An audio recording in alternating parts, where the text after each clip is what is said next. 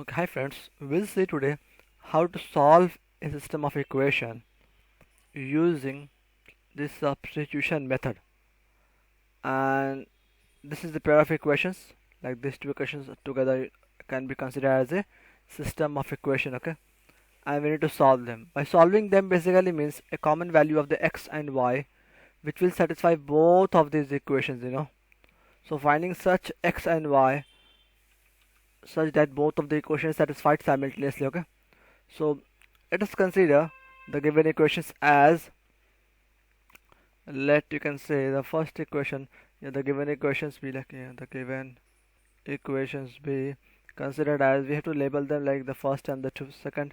So if we assume x plus y equals to 14 as the equation 1 maybe, okay, so we can rewrite this thing, if we take this x on the other side, we can say this y is equals to, or maybe first of all label them, okay.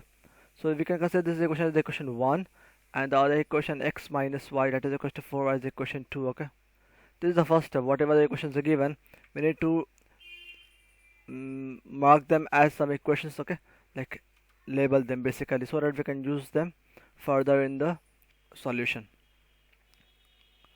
And then what we can do over here is, we can say from the equation 1,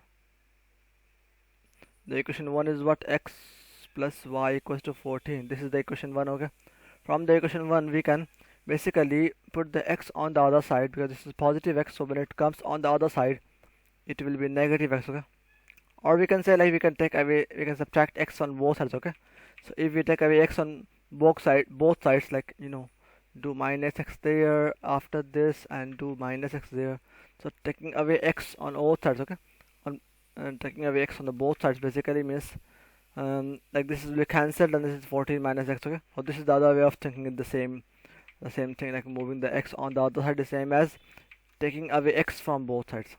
So this is y equal to 14x. Now mark this is equation 3 because we already equation 2. Okay, now substitute this is now y. Okay, basically the idea is, in any questions when we are solving using the substitution, then we have to represent one of the equation in terms of the other variable. Okay, like we are representing y in terms of x right now. Okay, so we can substitute the y in the other equation with this expression. Okay, and then solve for the x. So when we substitute the y from equation 3 to the equation 1 to the equation 2, sorry, not 1, we have what, we have like x minus y, and y is this thing, so x minus 14 minus x minus y is replaced by 14 minus x. Okay, so that is equals to 4. So x minus y is equal to 4 was the second equation. We just replace the y with this value 14 minus x, so this is the new form. Okay, now we need to solve this thing. Now when we simplify this thing, this is basically a linear equation in one variable. Okay, and that variable is x, so we need to solve for the x. So let's do that. So when we take away this parenthesis, because the negative is in front of this, so negative of the positive 14, so negative of positive is negative, so that's x minus 14, and then negative of the negative is positive, so that becomes plus x. Okay, and then this x plus x will be 2x, and this is minus 14 equals to 4.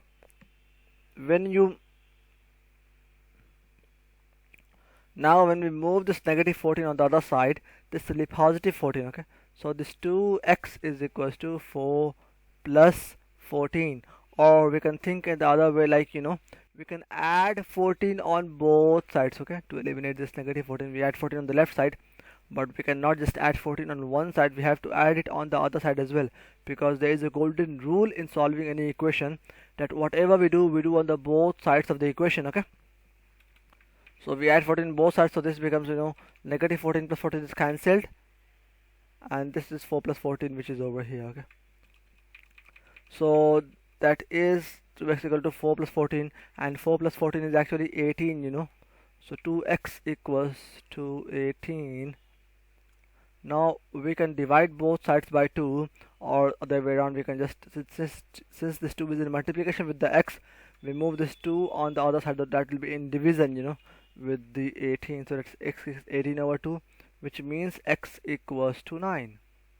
What is the x? X equals to 9. So after solving this equation, we have x equals to 9. Okay, and when we now what we need to do is we just need to put this x equals to 9 back in the original place where we have y in terms of x.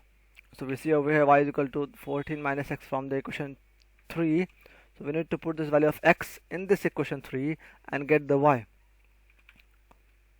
So if I put this there, y is equals to, we can say substitute, we can say over here substitute x equals to 9 in equation 3. So we'll have y is equals to 14 minus x, but x is 9 here. So 14 minus 9, so that is y is equals to 5. So we have ultimately x is equals to 9, and you can say, so therefore the solution of the system of equation, or solution of the pair of equation is x equals to 9 and y equals to 5. And we can check it or verify it by putting these values of the x and y in the original equations, and if both of these values satisfies both the given equations, the pair of equations, then we can say yes, we have done it correctly. And if that is not like that, which means that we have done some mistake. So let's get back to the original equations. So this was the original equation, so let's check it out. Okay, let's verify, because verification is as important as solving.